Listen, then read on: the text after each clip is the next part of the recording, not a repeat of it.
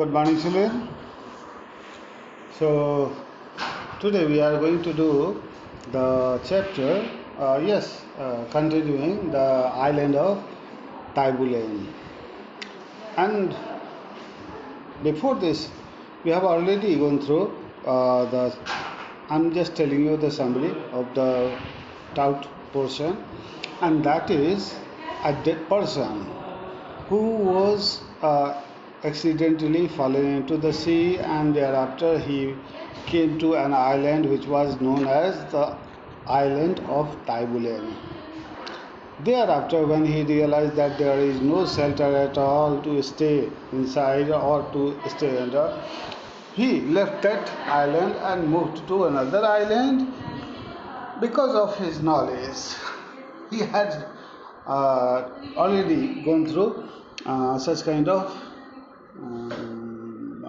knowledge. So it is better to let's start from the next portion. Dentist ran down the rocks at the risk of being himself dashed to pieces. Actually, I'm just telling you, मैं पहले थोड़ा सा जानबूझकर पीछे से लेता हूँ ताकि उस चीज़ को समरी के साथ आप जोड़ सको और आगे बढ़ने में समझ सको पूरी बात को. सो वी कैन सी कि अब डेंटिस्ट दौड़ते हुए रन डाउन द रॉक्स यानी पहाड़ों के ऊपर से नीचे की तरफ दौड़ते हुए at the risk of being himself. आप समझ सकते हो कि पहाड़ों के ऊपर से जब हम तेज़ी से दौड़ना शुरू करते हैं तो ये बहुत ज़्यादा खतरनाक हो जाता है. डैश टू पीसेस, इवन अगर गिरे तो नीचे जो पहाड़ होते हैं या फिर मतलब जो कठोर सतह होता है, सरफेस होता है, that can break our bones and many other things. Anyway, he listened, he groped about, but he heard and saw nothing. याद कीजिए ये किन के बारे में बात कर रहे हैं. डेंटिस्ट उस बोट के जिस पे कुछ लोग सवार होकर आ रहे थे. अचानक जो तूफान में वो घिर गए और उसके बाद अंधेरा था, इस वजह से वो कोशिश कर रहे हैं कि इन लोगों को वो खोजें ताकि वो उनका सहारा बन सके और डेंटिस्ट के लिए भी सहारा मिल सके. But he heard and saw nothing. लेकिन परिणाम कुछ खास नहीं निकल पाया क्योंकि उन्होंने ना तो कुछ सुना ना ही कुछ देखा. The cries had ceased. आवाज़ आनी ही बंद हो चुकी थी. सीज मतलब लगभग समाप्त हो जाना. Ceased and the tempest continued to rage. लेकिन आवाज़ दब गई थी, तूफान नहीं. तूफान अभी भी चल ही रहा था. Soon a red streak became visible on the horizon. अब अचानक जल्दी ही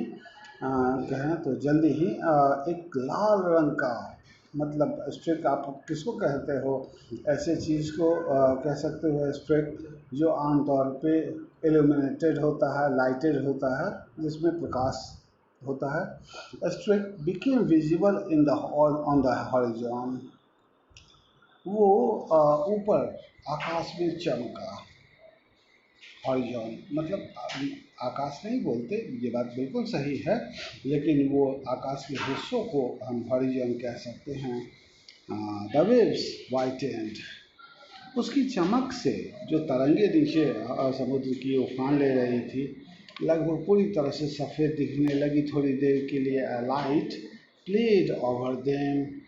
वो लाइट जो है इस तरीके से जैसे चमक निकली और चमकने के बाद उस पे जो रेडिएशंस वगैरह का था, वेव्स के ऊपर तरंग पे पड़ने के बाद जो बनती है, वो सब कुछ बड़ा थोड़ी देर के लिए अच्छा तो था, सुंदर दिख रहा था, लेकिन इनफैक्ट उस समय तो सुंदरता के बारे में किसी को ख्याल ही नहीं था. He gilded their foaming crests with gold. और फिर उसके बाद आगे बढ़ते गए. मैं आपको यहाँ पर एक चीज़ बता दूँ कि आगे बढ़े तो है ना, लेकिन अपने रास्ते पे ही आगे बढ़े और एक ऐसे तूफान में फंसते हुए गोल्ड तक पहुँचे. ये गोल्ड क्या है? आप समझ सकते हैं थोड़ी देर के लिए कि लगभग वो रात बीत चुकी जो बहुत तूफ़ानी थी, बहुत मुश्किल परेशानियों से भरी हुई थी। ऐसी रात से अगर निकल के आते हैं तो हम कहते हैं कि सुनहरा दिन आ गया, अच्छे दिन आ गया। तो वैसी स्थिति में गोल्ड मतलब गोल्डन, यहाँ उसी से मतलब स्पष्ट हो रहा है, ऐसा ही कहना चाह रहे हैं। Dentist turn towards the fortress. अब जो फोर्ट्रेस, फोर्ट्रेस किसको कहते हैं आप गौर से देखिए, फोर्ट से बना है, फोर्ट मतलब किला। फोर्ट्रेस यानी छोटी छोटी किले जो होते हैं, बनाए जो जाते हैं एक दूसरे के आसपास या थोड़ी दूरी पे। डेंटिस्ट उसकी तरफ दौड़ते हुए, मुड़कर दौड़ते हुए चले गए। And looked at both sea and land. और फिर उन लोगों को समुद्र में भी खोजा और यहाँ तक कि ज़मीन पे भी उम्मीद कर रहे थे कि हो सकता है पानी के वेव्स ने उनको ज़मीन पर ला दिया हो। The gloomy building rose from the bottom of the ocean. और ग्लूमी यानी जो उदासी भरा बिल्डिंग था, है ना, फोर्ट्रेस जिसका मेंटेनेंस ना हो तो लगभग खंडहर जैसा, बहुत पुराना जैसा लगने लगता है। वो जो है वहाँ से उठा नहीं बल्कि उस दिखाई देने लगा from the bottom of the ocean. Bottom का मतलब क्या होता है इसके बारे में हम लोग जान लें। बॉटम का मतलब निश्चित रूप से हम ऐसी चीज़ों को कहते हैं जो लगभग नीचे तले का होता है। With imposing majesty. हाँ, किस तरीके से देखा, एक ऐसे दृष्टिकोण से जिसमें अपने आप को वो एक बहुत ही समर्थ आदमी समझ रहे थे। कौन? Dentist. And seem to dominate the scene. और ऐसा अपने व्यवहार से वो दिखाने की कोशिश कर रहे थे या दिख रहा था जैसे वो उस पूरे सीन के ऊपर जो कुछ भी रात में हुआ और उसके बाद दिन में जो सिनेरियो बना उसको वो बहुत अच्छी तरीके से समझ रहे थे, उसके ऊपर अपनी मतलब प्रभुत्व हासिल कर चुके थे। इट वॉज 5 o'clock, सुबह का, हाँ, 5 बज रहा था। And the sea continue to grow calmer. और जैसे जैसे रात ख़त्म हो जा रही थी, सुबह बढ़ता जा रहा था, सुबह आगे बढ़ती जा रही थी, यानी दिन निकलता जा रहा था। इसको दूसरे शब्द में ऐसे भी कह सकते हैं, समुद्र धीरे धीरे शांत होता चला जा रहा था। इन 2 or 3 hours, अगले 2-3 घंटों में, हाउ डेंटिस्ट, ऐसा डेंटिस्ट ने सोचा, the Turkey will inter my chamber. ये टर्की जो है वो हमारे चैम्बर में आएंगे। ये टर्की कौन है? जेलर। जेलर जो आमतौर पे कैदियों को बंद रखने के लिए या फिर यूँ कहें कि गुफा की रखवाली, वहाँ पर जो बिल्डिंग्स हैं फोर्ट्रेस, उसकी रखवाली के लिए। तो उन लोगों के बारे में बताया जा रहा है कि बेसिकली वो मेरे चैम्बर तक आ जाते, find the body of my poor friend. और शायद मेरे दोस्तों के उन बेचारे दोस्त, यहाँ पुअर से गरीब मतलब मत निकालिए, बेचारा एक ऐसे इंसान जो किसी तरीके से मजबूर हो, आर्थिक रूप से या फिर शारीरिक रूप से या फिर मानसिक रूप से, जो कुछ भी हो, अगर मजबूर होता है तो हम उसको भी पुअर ही कहते हैं। मतलब बहुत ही असहाय, असहाय दोस्त की तरफ। तो वहाँ पर वो उनका शरीर पाते, रिकॉग्नाइज इट, फिर पहचान भी लेते। Sick for me in when. और फिर मेरे बारे में खोजना तो कोई निश्चित रूप से वो प्रयास ही बेकार चला जाता। And give the alarm. और फिर वो अलार्म बजाते। क्यों बजाते इसके बारे में हम लोग आगे देखते हैं। Then boats filled up my poor friend. तब ये बोट्स जो बहुत सारे हैं वो मेरे दोस्तों जो असहाय दोस्त वगैरह थे उनके साथ वो मतलब कैसी कि वो सब रिकॉग्नाइज कर लिए जाते और फिर सब कुछ नष्ट हो जाता। Anyway, before going to the next paragraph, मैं आपको इसमें इस पेज में इस्तेमाल किए हुए बहुत सारे जो हार्ड वर्ड्स हैं उसके बारे में बता दूं। स्कार्सली, ऑलमोस्ट नॉट, क्या कहेंगे? Almost not. अवेल, अवेल मतलब किसी चीज़ को इंजॉय करना, यानी किसी चीज़ का फ़ायदा उठाना या फिर उसको उपयोग में लाना। स्पेक्ट्रे, स्पेक्ट्रे आमतौर पे एक भूत जैसी परिकल्पना को कहते हैं। मोस्ट मतलब ए टॉल अपराइट पोस्ट, मास्ट है ये। आमतौर पे आपने कभी जहाज़ देखा होगा पुराने समय का, तो उस जहाज़ के ऊपर बीच में बड़े से तंबू लगाए, तंबू जैसा चीज़ नहीं होता लेकिन वो कपड़े का ही बना हुआ होता है, और वो नाव के बीचों बीच लगा दिया जाता है, फिर दोनों तरफ फैला दिया जाता है कपड़ा, है ना।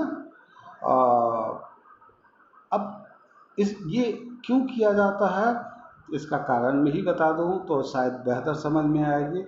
इसको इसलिए करते हैं ताकि वो हवाओं को रोके, और रोकने के प्रयास में जब हवा उस पर दबाव बनाए तो आगे की ओर नाव चलने लगे।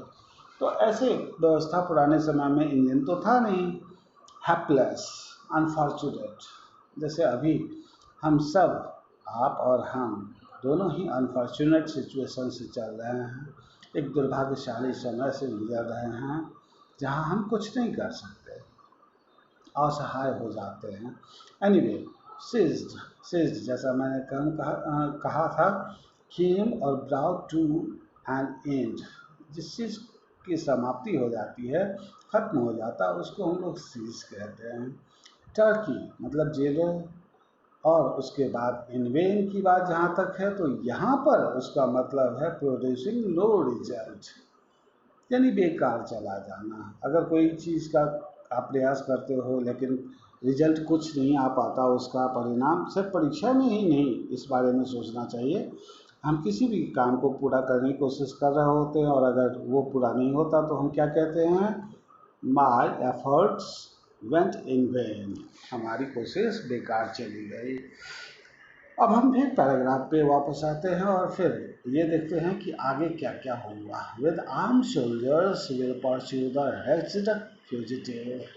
वास्तव में इसको हम लोग अगर थोड़ी देर के लिए पीछे से पलट के देखें तो ये कह सकते हैं कि इन 2 और 3 आवर्स, 2-3 घंटों में वो जो उम्मीद कर रहे थे वो सब कुछ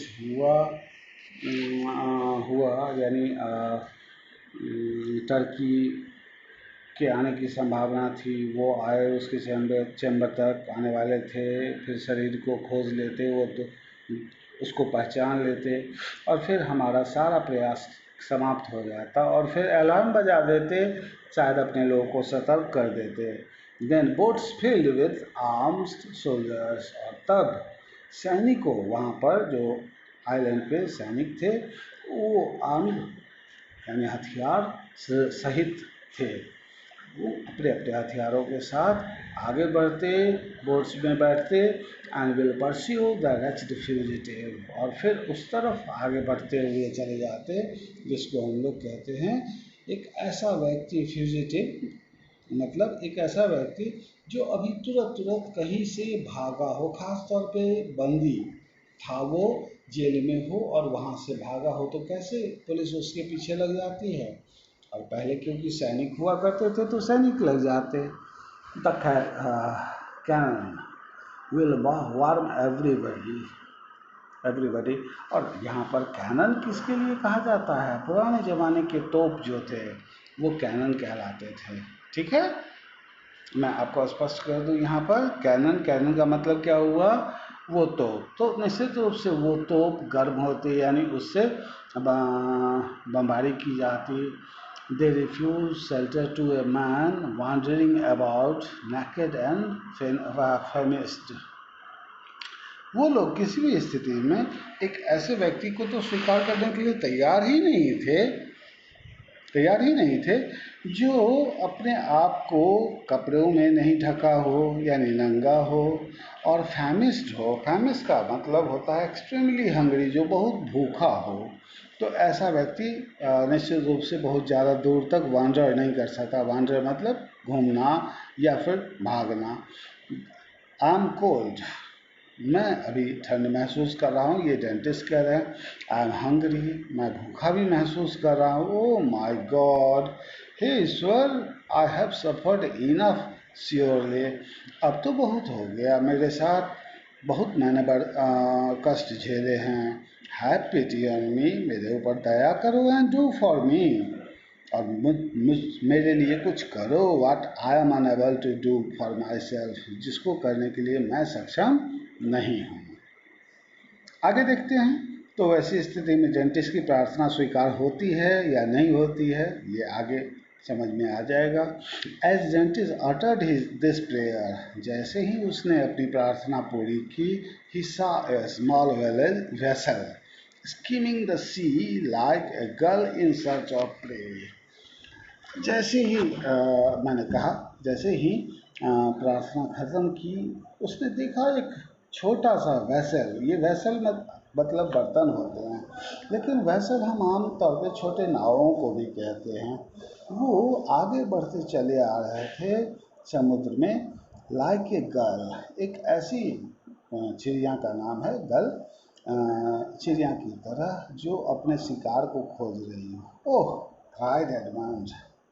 रिमेंबर एडमंड, डेंटिस्ट उनका पूरा नाम था, तो यहाँ पर एडमंड यूज किया गया है। एडमंड बहुत जोर से खुशी में बोल गया, oh, to think that in half an hour I could join her. अब मैं सोच सकता हूँ कि लगभग आधे घंटे में मैं उनके पास पहुँच जाऊँगा। Did I not fear being questioned, क्या मुझे डर नहीं होगा कि वो क्या क्या सवाल पूछेंगे, डिटेक्टेड, या फिर समझ जाएंगे, जासूसी करेंगे और फिर जानकारी ले लेंगे, एंड कन्वेड बैक टू मार्शलेज, और फिर मुझे मार्शलेज तक पहुंचा देने की शायद कोशिश हो। Anyway, what can I do. परिस्थिति तो ऐसी है कि इस स्थिति में उस छोटे से वैसल का उपयोग करना बहुत ज़रूरी था वहाँ से निकलने के लिए। So he is saying, what can I do, मैं क्या कर सकता हूँ। What story can I invent, कौन सी स्टोरी कहूँ अपनी उस किनको कहते हैं वहाँ जिन जो सवाल पूछती, उनको मैं क्या स्टोरी कहूँ आखिर। Under pretext of trading along the coast, ये कहना और कहने की नकल करना कि हाँ भाई, कोस्ट पे समुद्री किनारों किनारों पे जाके हम व्यापार कर रहे थे। These men who are in reality smugglers, जो वास्तव में स्मगलर्स थे। स्मगलर्स उनको कहते हैं जो आमतौर पे समुद्रों में या फिर ज़मीनों पर सामान को चोरी छिपे इधर से उधर बेचते हैं, यहाँ से लेकर वहाँ पहुँचाते हैं जहाँ उसकी अच्छी कीमत मिल पाती है। Will prefer selling me to doing a good action.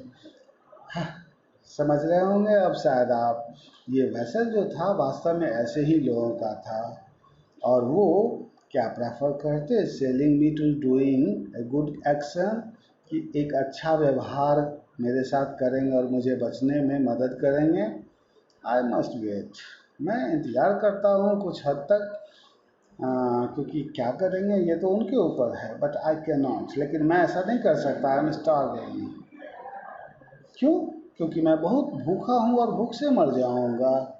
Starve मतलब भूखों मरना। इन ए फ्यू आवर्स, कुछ ही घंटों में, my strength will be utterly exhausted, मेरी पूरी ताकत बुरी तरह से नष्ट हो जाएगी। बिसाइड्स, और इसके अलावा, perhaps I have not been missed at the fortress, और शायद फोर्ट्रेस पे भी मुझे देख लिया गया है। I can pass as one of the sailors wrecked last night, हाँ, मैं एक ऐसे सेलर के रूप में आगे बढ़ सकता था जो पिछली रात को, याद है, नाव की दुर्घटना हुई थी। My story will be accepted, और शायद इस स्टोरी पे विश्वास कर लें लोग, for there is no one left to contradict me, क्योंकि ऐसे में तो वो लोग जो दुर्घटना में शामिल थे वो तो सब के सब मर चुके थे, सिर्फ मैं जिंदा था, तो कोई मेरी बात पे ही विश्वास करता, इसके अलावा उनके पास कोई विकल्प नहीं था। Understood, children? So, must be enjoying this narrative explanation and story. Uh, I'm just telling you one thing. सबसे पहले इस बात को हम लोग ज़रूर ध्यान दें, मैंने बीच में रुक कर वर्ड्स को एक्सप्लेन किया, इसलिए क्योंकि वर्ड्स के बहुत महत्व होते हैं। अगर हम उसके मतलब नहीं समझ रहे होते हैं तो वैसी स्थिति में हम किसी भी सेंटेंस को सही तरीके से समझने में हमें दिक्कत होती है, और इस तरह की दिक्कत की वजह से ही परेशानी बढ़ती है। करना क्या चाहिए? बिल्कुल आसान है, मैं आपको बताता हूँ क्या करना है। हम कम से कम हर रोज़ अगर 5-5 वर्ड भी ध्यान में रखें तो 365 डेज होते हैं। अगर कुछ दिनों में हम नहीं भी कर पाते हैं, 65 को हम हटा भी देते हैं और सिर्फ 5 वर्ड याद रखते हैं तो हम 1500 वर्ड एक साल में सीखते हैं। लेकिन तब जब उसका लगातार उपयोग करते रहें, नहीं तो ऐसा ही होता है कि हम एक तरफ सीखते जाते हैं और दूसरी तरफ भूलते जाते हैं, यानी वही का वही रह जाते हैं। Let's go ahead. और इसके कुछ हिस्से बच गए हैं जिसके बारे में मैं कल आपको ब्रीफ करूंगा, बताऊंगा, और फिर आपसे उम्मीद करूंगा कि आप फीडबैक दो।